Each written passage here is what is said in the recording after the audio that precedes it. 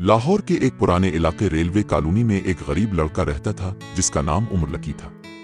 नाम लकी था मगर किस्मत इसके साथ बिल्कुल ना थी। सब लोग इसे लकी के नाम से जानते थे। छोटा सा कमरा, पुराने कपड़े और दिन भर की मेहनत के बाद बमुश्किल 2 वक्त की रोटी। मगर उमर के ख्वाब बहुत बड़े थे।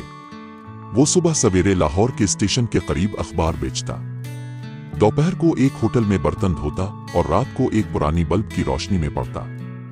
लोग कहते ये लड़का कुछ नहीं कर पाएगा, मगर उम्र के कान उन बातों के लिए बंद थे। वो सिर्फ अपने मकसद पर नजर रखता था। कई साल की मुसलसल जिदोजहद के बाद उमर ने एक छोटी सी दुकान खोली, ईमानदारी और मेहनत से काम किया।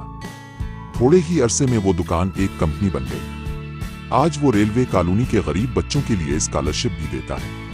उमर कहता है, मैं लकी इसलिए नहीं कि मेरा नसीब अच्छा था, मैं लकी इसलिए हूं क्योंकि मैंने मेहनत नहीं छोड़ी। इस कहानी से हमें यह सबक मिलता है, कामयाबी उनको मिलती है जो थकते नहीं, झुकते नहीं और ख्वाबों को हकीकत में बदलने का हौसला रखते हैं।